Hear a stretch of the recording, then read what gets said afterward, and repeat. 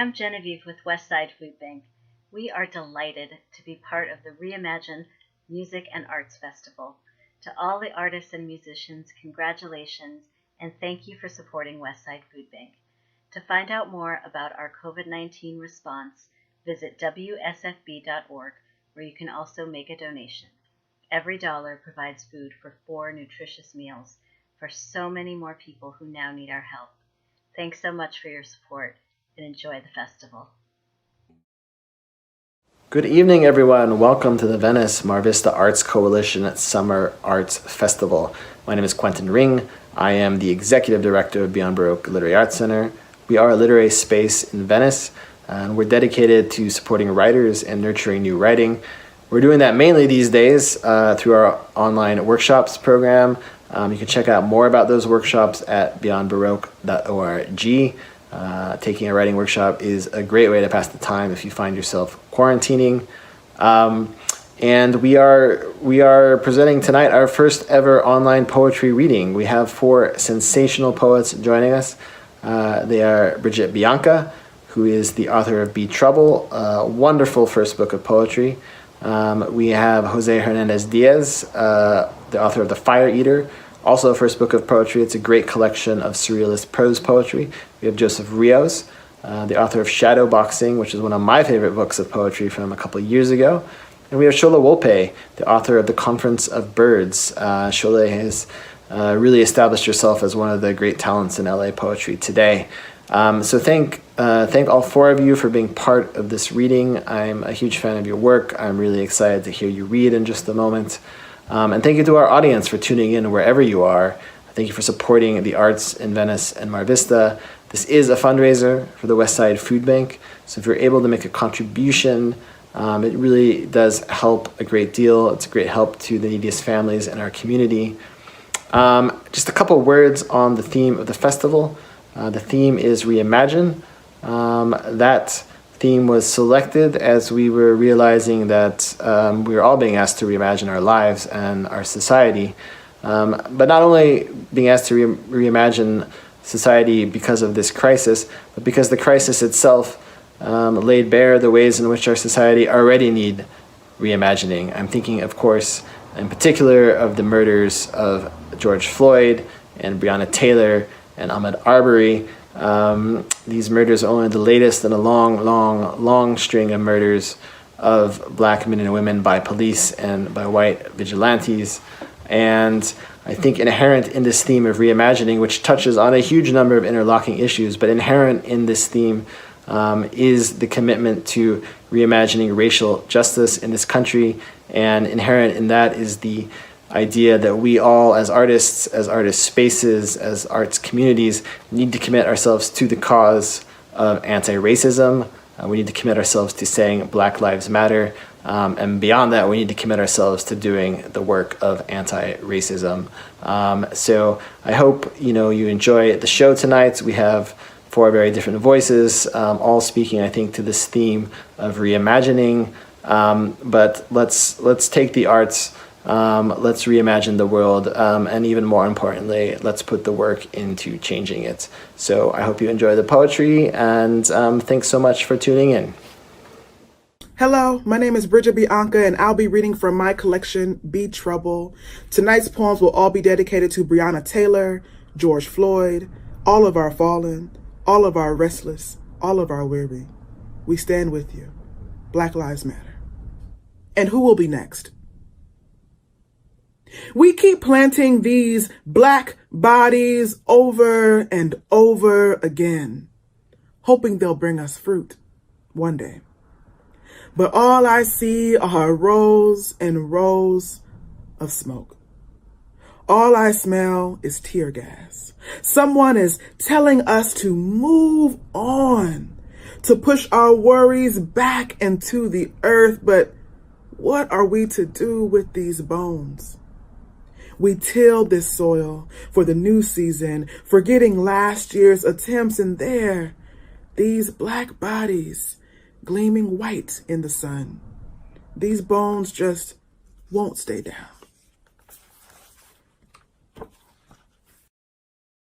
Hi, this is Jose Hernandez Diaz, reading from Norwalk, California.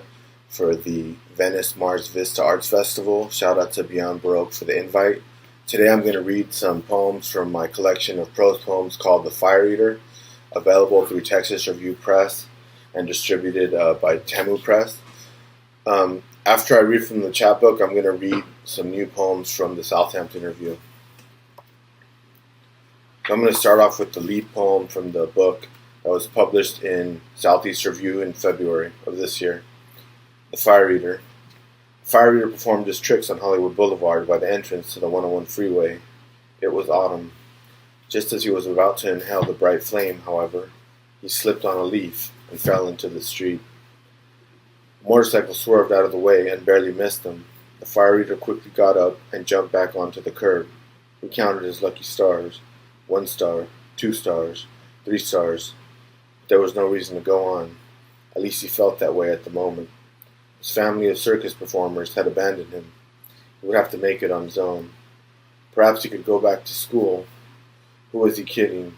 Eating fire was his only skill. It wasn't much of a marketable skill either. Maybe he could make it on America's Got Talent, or get hired in a Vegas show.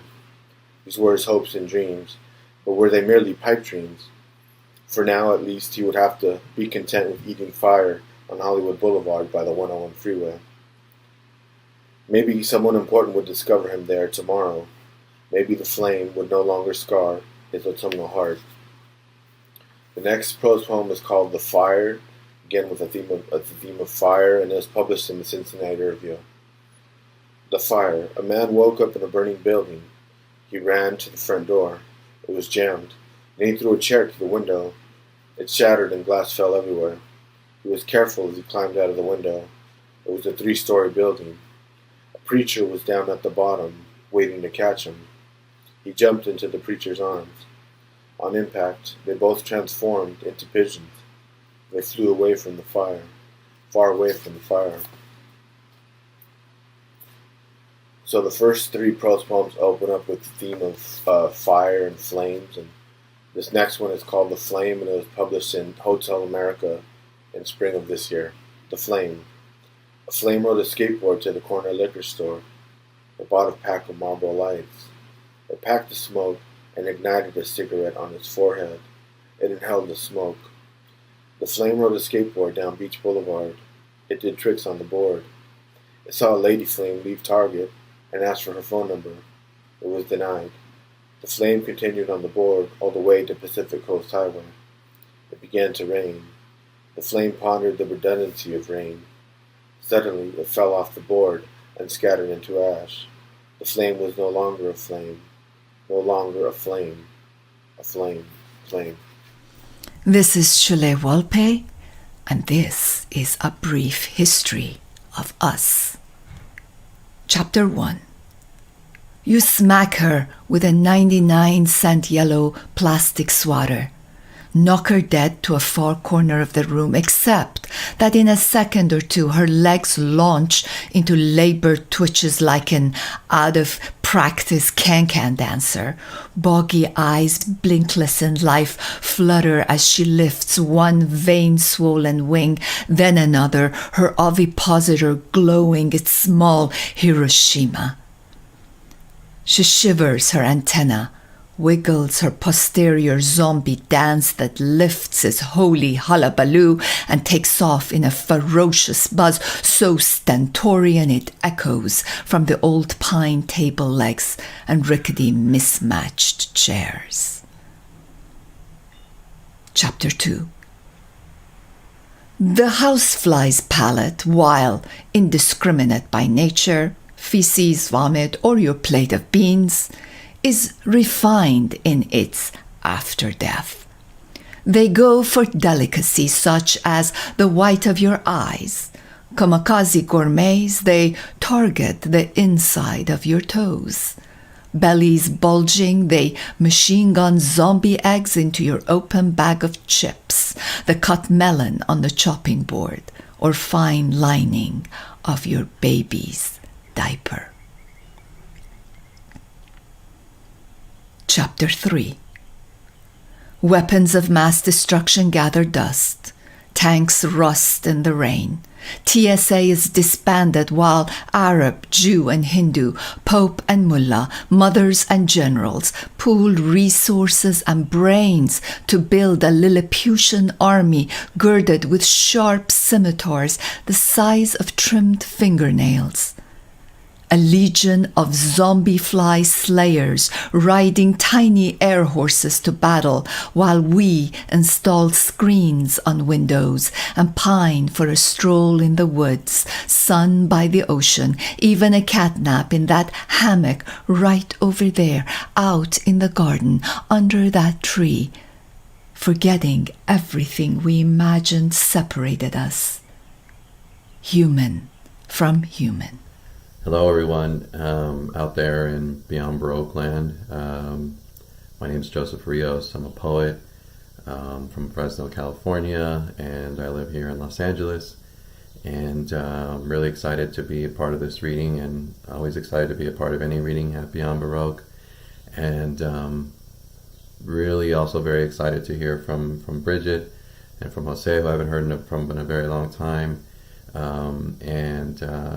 And you know, Bridget especially is always a force, and really looking forward to seeing those videos later on today. And I want to start, I'm going to read two pieces, one of which is from this book, Latinx. It's an anthology of Latinx poets and writers that recently was released, was edited by Felicia Rose Chavez.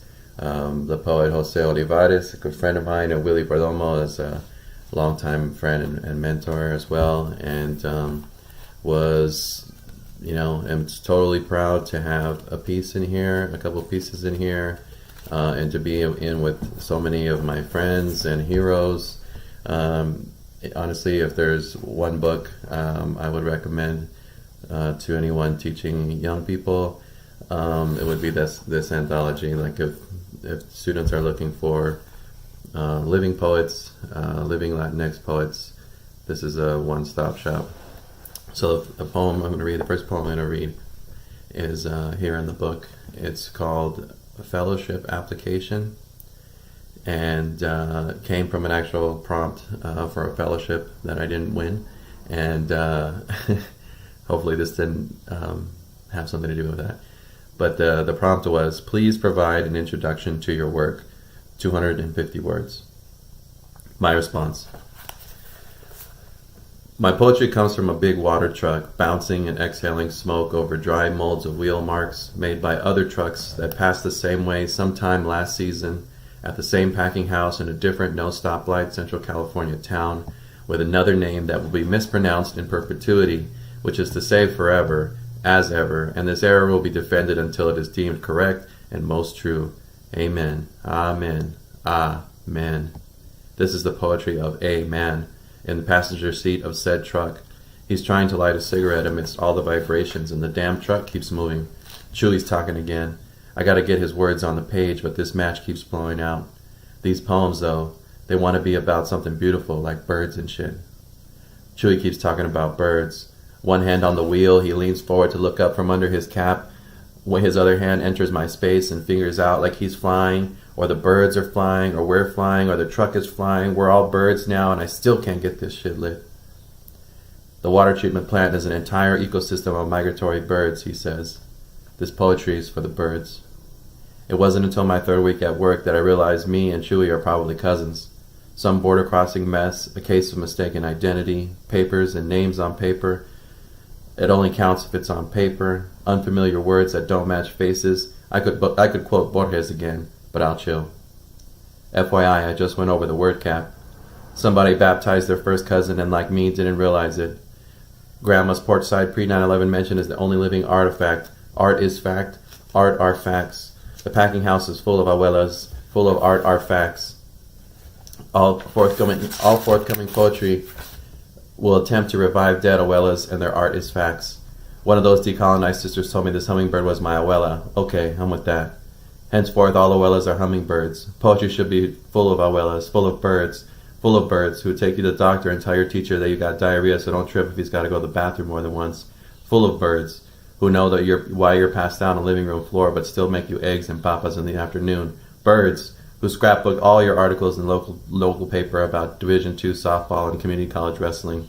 Birds, old birds too busy dirty packing muscat and wonderfuls. Birds that get diabetes. Birds that watch professional wrestling and own cats with feline leukemia. I hate that my poetry has to be about this shit. But it's true. It's true, Bill Moyers. It's true, Harold Bloom. I'm not making it up, Don Sharon. I see you over there, Tom Lutz. The rivers in these poems got arsenic in them, and not in a funny Cary Grant way. More like bye-bye Thea Sissy way, bye-bye Chicana role model, bye-bye ice worker, bye-bye Thea Cookie, and bye-bye Coach Garza kind of way. And each and every night I'll write you faithfully, all of you. And maybe then I'll stop telling this tired-ass story. But anyway, Chewy says I gotta go back to work now, and I finally got the cigarette going. Jesus had a lighter the whole time, that bastard. I'll tell you this, ain't nothing in the whole world like blowing smoke in the middle of a newly plowed field like this one. Punto. Neta. Bye. This next poem is called The Man in the Antlers, and it was published in Bennington Review, and it was also read at Bennington College's convocation a couple years ago. The Man in the Antlers. A man picked wild berries in the forest, ate them, and suddenly grew antlers. He was shocked. He ran around in circles. Why? Then he saw a small creek. He looked into the water. He saw his antlers in the reflection, strong and sharp. Why me? He said. Why me? Then a bear approached him. He was startled for a moment, but then charged at the bear with force. This next prose poem was published in Hobart in 2015. It's called The Red House. The Red House. The Red House has 5 windows. The Red House does not have any new clocks. The Red House has 3 Rottweilers, all of them named Samuel. The Red House has quiet afternoons, despite all the furniture. The Red House has bougainvillea running along a brick wall. The Red House has a blue fire pit. The Red House has 7 candles instead of lamps. The Red House was never yours. The Red House has a lime interior. The Red House has 2 roosters and an ant problem. The Red House never forgives. The Red House is not painted red. The Red House has 3 orange trees in the backyard. The Red House is not for sale. The Red House doesn't write during holidays. The Red House has doors as mirrors. The Red House, pale and drunk at night. And the next 2 prose poems I'm going to read to close it out are from my Man in the Pink Floyd Shirt series. And the first one is called The Astronaut. The Astronaut. A man in a Pink Floyd shirt woke up on his living room couch. There was a party going on in the house. The man in the Pink Floyd shirt didn't recognize anyone at the party. He wasn't drunk. He tapped the man in a green sweater's shoulder. "Hello, who are you?" he said. He asked. "I'm Gary," he said. "Yes, but what are you all doing here?" the man in the Pink Floyd shirt asked. "We're celebrating your graduation from astronaut training, of course," the man in the green sweater said. "Of course," the man in the Pink Floyd shirt said. He didn't actually recall being an astronaut. In fact, he hated math and science. He was more of an arts and crafts guy. Besides, he had an incredible fear of heights. The next thing he knew, the guests were handing out glasses for champagne and a toast. They started chanting, "Speech, speech." The man in the Pink Floyd shirt grabbed a glass of champagne and stood in front of the eager crowd. He raised his glass, cleared his throat, and spoke. "I'd like to thank you all for coming here tonight. I'm honored by your presence. I wanted to be an astronaut since I was a little boy growing up in the mountains of Arizona. I used to dream about existence beyond the clouds. Now my dreams are coming true. Reach for the stars, friends. Never let fear defeat you. Cheers to space. Cheers to all of you," he said. The crowd erupted in cheer, and they clinked their glasses together. They had long conversations until after midnight when they began to disperse. After everything was gone, the man in the Pink Floyd shirt went to sleep and dreamt about another world's dawn, another galaxy even.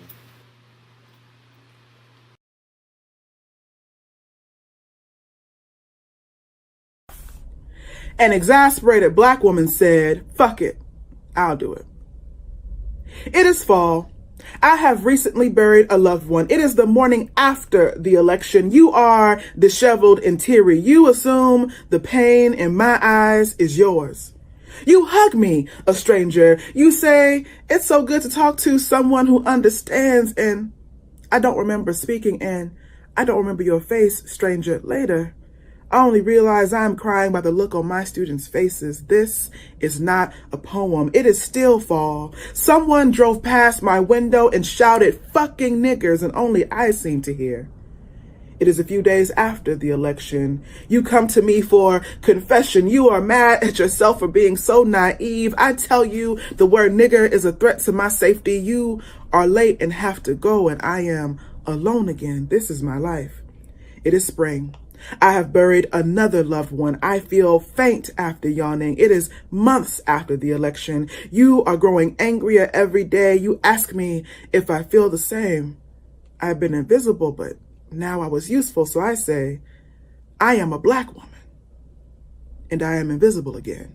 This is not a poem. It is almost summer. You blurt out, ever since the election, you wake up wanting to kill yourself.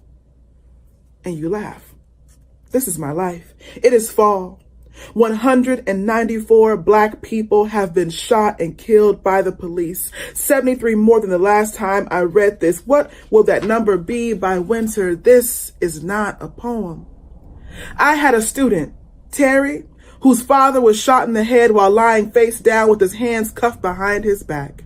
The police pursued him because he didn't have the proper reflective lights on his bicycle. This is my life. You may have noticed that I like to use my hands when I speak. This can be seen as aggressive, and I might frighten you into killing me. This is not a poem. Do you understand how taboo it is for Black women like me to go to therapy? Because we're supposed to be strong for everyone? This is my life. I am sorry that you only realized the world was fucked up when your sisters voted with their white skin and not their pink pussies. This is not a poem. While you vomit angst into my lap, forgive me for not holding back your hair in solidarity. This is my life, so I'm a little busy. A Saturday night. What do you do when you see lights in the rearview mirror? What do you do when a siren loops around your throat? What do you do when you are on the street in a group of 4 or more? What do you do when you are alone? What do you do when you know you don't have anything in your pockets that can hurt the officer? Keep your eyes on the road and find a safe spot to pull over. Turn that noise on your radio down before the officer approaches your window. Didn't they teach you in high school that 4 or more of you is a gang? Don't you know you shouldn't be out here alone? Don't you know that your skin was weaponized in the womb? Speak only when spoken to. Don't matter that you wasn't doing nothing. Don't matter that we doing this all the time. Don't matter that we don't be bothering nobody. Don't drop the G's from your ings. Don't ask questions. Ask permission to reach into your purse for your wallet. You should just clench your license between your teeth and smile while you are doing it. Not too hard. Black joy is suspicious. Keep your hands above your waist. Keep your hands on the hood of the car. Keep your fingers locked behind your head. Take your foot off the gas pedal. Keep your feet more than shoulders width apart. Keep your eyes on the ground. Do not stare defiantly into the officer's eyes. Do not call out in pain when his knee is on your neck. Go limp like a rag doll when they grab you. Do not bristle when the officer cups your vagina. If you ever find yourself being Black on a Saturday night, don't.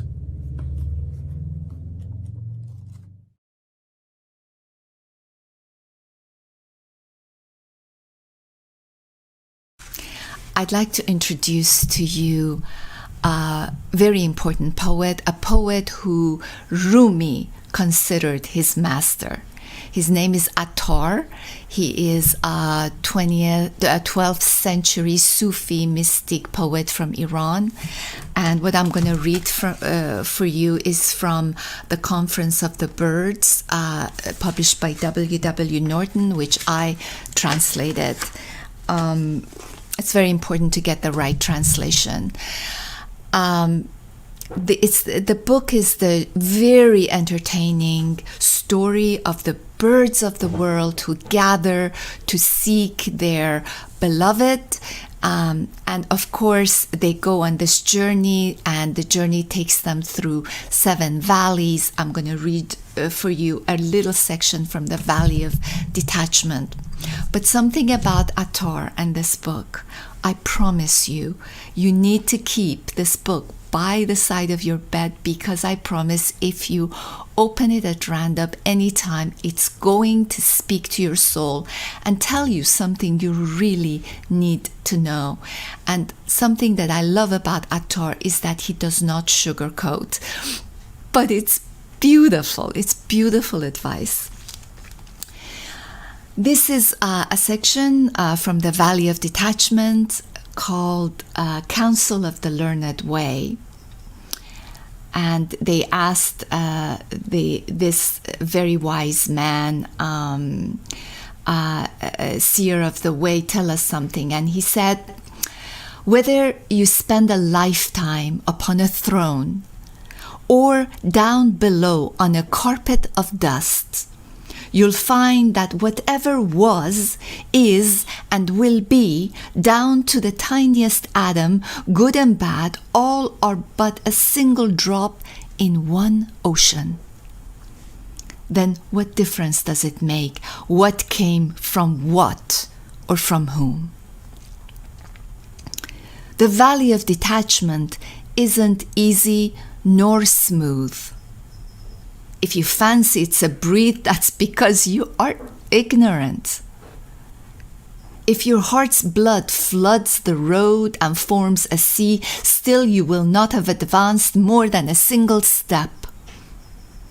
If you walk myriad roads without stopping, it's as if you've taken just one step.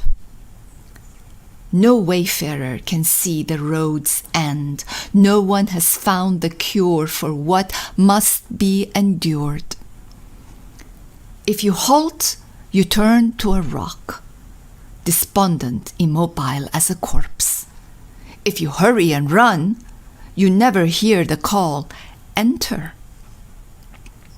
It won't do to stand still or to hurry, to die or to be born. It's difficult business. What's the use? It's a tough job without a teacher. So what's the use? Expect and don't expect, silent seeker. Abandon greed for work, yet keep on task. Don't pay so much attention to how you're doing. Instead, expand the work. Don't value what you do, yet increase the doing of it. That way, if at the journey's end your labor has been useful, you'd have accrued a good deal. And if it was for nothing, so what? Now you will have eternity to make up for lost time. Abandon work, yet work with abandon. Work little, but work hard at working too. How can you know what needs to be done or not? If only you could, and could manage it too. Become independent and detached, whether you're a musician or a professional mourner. Here the lightning flash of detachment thunders from a single spark. Get to know Attar. Get to know the Conference of the Birds.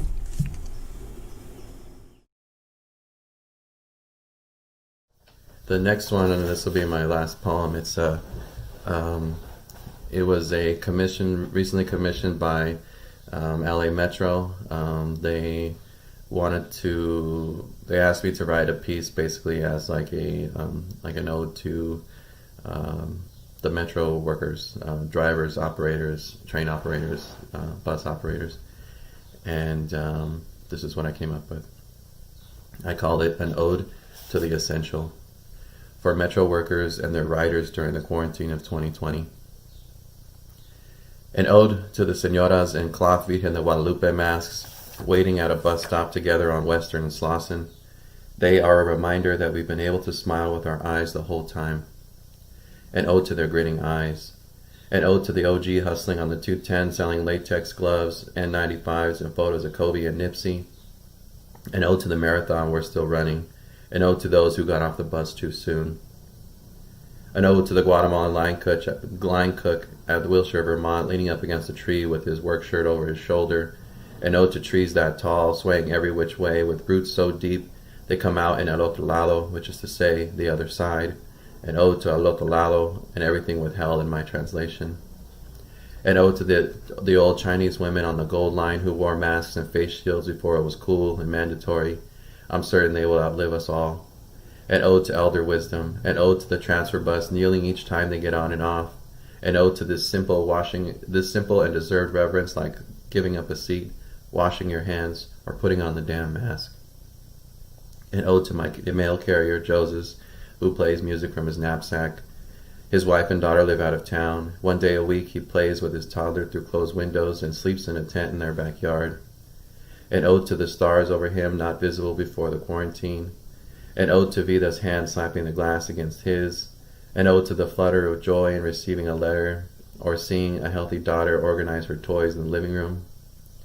An ode to my new neighbor, Anthony, who got into town in March. His mother, Annelies, stays in a nursing home where she was exposed to COVID-19. He takes the 76 bus to El Monte twice a week to visit her through a wall of glass. He shouts to her through the phone and repeats simple phrases like, "How are you feeling?" and "Promise me you'll remember to eat." Even without traffic, it takes him 70 minutes each way.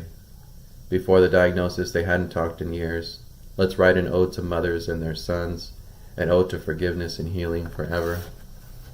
An ode to Germaine cutting fruit at Trader Joe's, an ode to Jeffrey cutting fruit at Superior, an ode to Karina cutting fruit at John's, an ode to Noe cutting fruit at H Mart, an ode to Noble from Smart and Final, who left his name tag and hairnet on the red line, an ode to names, their names, you know them now. I pray you do not forget them. I pray for bulletproof gloves, iron lungs, and hazard pay. An ode to organizers, an ode to unions and picket lines. I pray for a living wage, retirement, and good health to enjoy them. An ode to the metro workers moving through the front lines of this poem. An ode to the one who recognized me even with the masks and a half-empty bus between us. I saw her in the overhead mirror and she saw me. The yellow line has moved farther back, but we still can say hello. I wanted to tell her this, and I still don't know a fancy or poetic way to say it. I needed this ride. I'm glad you came when you did. Thank you. An ode to the essential phrase, an ode to the faith of countless riders standing on platforms and at stops who feel the same way. An ode to the operators. We know this now, and we can't unknow it. This city will not get anywhere it's going without you. Thank you. So the last prose poem I'm going to read from the collection is called The United States of the Moon, and it was published in Guest House in December of last year. The United States of the Moon. A man in a Pink Floyd shirt fell asleep on a rocking chair on the moon. He had a dream about the government. The government gave him a salary of $235,000 per year because he was a famous astronaut. He was building a civilization on the moon. The nation was going to be called the United States of the Moon. His chair was still rocking as he slept. 15 of his fellow astronauts had come with him to start a civilization on the moon. They were from various Earth countries, including Mexico, Japan, and Australia. None of the astronauts were very good at poker. One of them was the saint. The rest were common astronauts. Then a moonquake happened. The man in a Pink Floyd shirt jumped out of his rocking chair. He bounced around the moon. It shook for an hour. When it was over, all that survived were the spaceship and the man in the Pink Floyd shirt. He boarded the spaceship with tears in his eyes. He flew toward Earth, wounded but not defeated. Again, so this collection is available through Texas Review Press, and Tamu Press distributes it.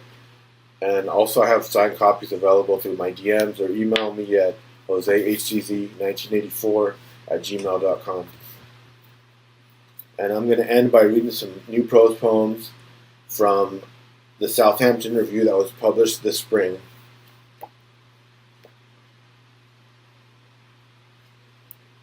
The first prose poem I'm going to read is called El Sombrero. El Sombrero. A man fell into the ocean. The water was blue and green. It was the beginning of winter. Luckily, he wore a giant sombrero. He jumped into the sombrero and floated along the shore. The inside of the sombrero was warm and leathered. The clouds spelled out the word ocean. Inevitably, the sombrero landed ashore and the man stepped onto the cool sand. As the moon rose, he sang a ranchera.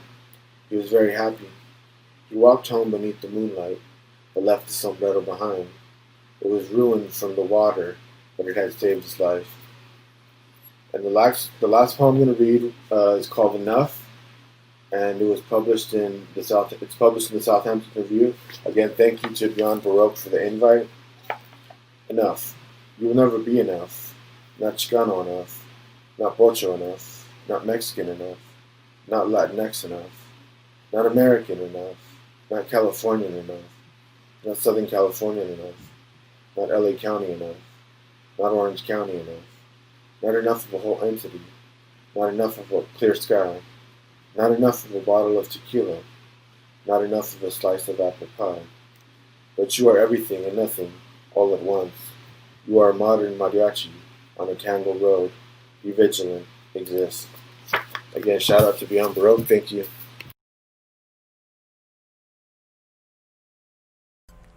When I was 13 years old, my parents sent me to the island of Trinidad to live with my aunt and my grandmother. And it was for the first time that I had left Iran and experienced another culture. And it was the first time that I understood the idea of otherness. So this is a poem from Keeping Time with Blue Hyacinths, and the poem is titled The House on Stilt Legs. I have just arrived, and the air is wet. The breeze lifts up my skirt to have a look. The neighbors file in, bring baked plantains, chickpea roti, goat curry so spicy my eyes melt. They finger my curls, touch my long black eyelashes, laugh. In the street, boys hiss at my back with lips, tongue, and breath. Young men emerge skinny and dark from among tall sugarcane fields, machetes in hand. Just for you, they say, and pull out long, clean, fat stalks, bleeding sugar from the cut.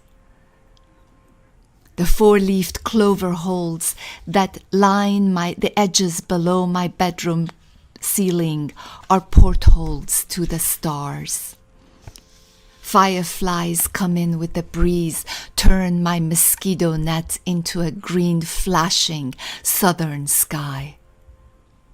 I tell them about Tehran's dusty streets and high walls, gardens where every tree steals innocence from eyes, where every rose offers her thorns to stitch mouths, where crows blacken the sky, snitching on the comings and goings of the moon. I sketch in the air the bell jar in which I lived and almost died. Show them the roof of my mouth, where a secret grows like moss, the inside of my belly button, where the cord to my homeland's womb remains uncut.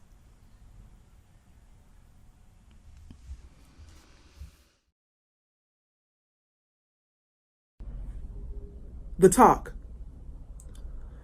Lesson number 1.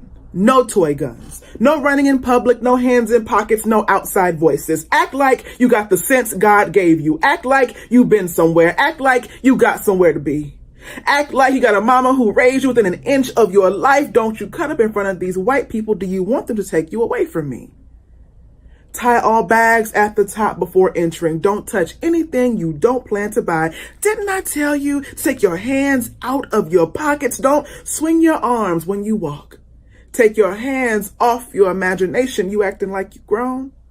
Mind your mouth. I swear for God. You bet not let me catch you doing something you ain't supposed to, and you better not have nothing in your pockets. I don't care what they said to you. I don't care what the others get away with. They are not my child. I don't care if their parents don't hold their breath when they see a face flash across the evening news or their news feeds. Just bring your tail home. I don't want you out of my sight. Because if I can't see you, if I can't hear you breathing, then every siren is always headed in your direction. Every face in despair, every body on the ground, every bowed head in cuffs, every gasp for breath, every plea for mercy, every hand up in the air, every fist balled in anger or fear looks like it belongs to you, and you are mine. But they can take you away from me. Don't you know that? So you've got to know better, do better, be better.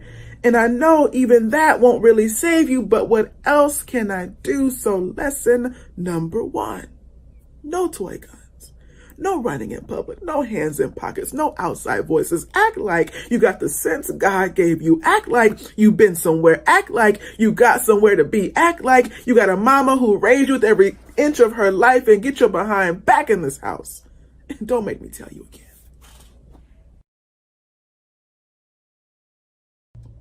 You can't spell patriot without R-I-O-T. They won't call it war, but we brace ourselves for attack. We stay ready so we ain't gotta get ready, and yet we are unprepared. They are heavily armed. We are heavily harmed. The preachers tell us we are heavenly armed, and they tell us to forgive. They call for peace and quiet. But we cannot quiet. We speak out riot. We come out riot. We lash out riot. We reach out riot. We shout out riot.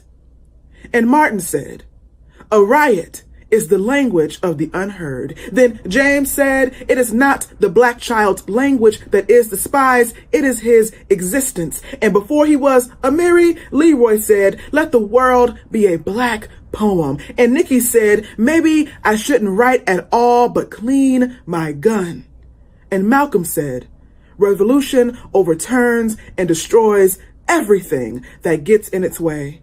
And Gil said, the revolution will be no rerun, brothers. The revolution will be live. What's up, everyone? That's it for the poetry for this evening. I just want to say thank you to Bridget, and thank you to Jose, thank you to Joseph, thank you to Sholay. You guys are amazing poets and amazing readers, and it's a real pleasure to have you with us this evening. And I also want to say thank you to all of our audience for tuning in. If you're interested in learning more about Beyond Baroque, please go to beyondbaroque.org. You can follow us on Instagram, on Facebook, on Twitter at BBLitArts. If you go to any of our social media or to our website, you can find more information about how to purchase our authors' books. Please do support them. This is a very difficult time for writers and artists, so the more you can do to help them out by buying their work would be amazing. Up next, we have the Reimagine art show that's put on by the Mar Vista Art Walk. Please stick around for that. And finally, one last thing. This is, as I mentioned before, a fundraiser for the West Side Food Bank. So please, please, please do make some contributions to them. Your money goes a long way, and it's really crucial that we help those who are needy right now. Thank you, and enjoy the rest of the evening.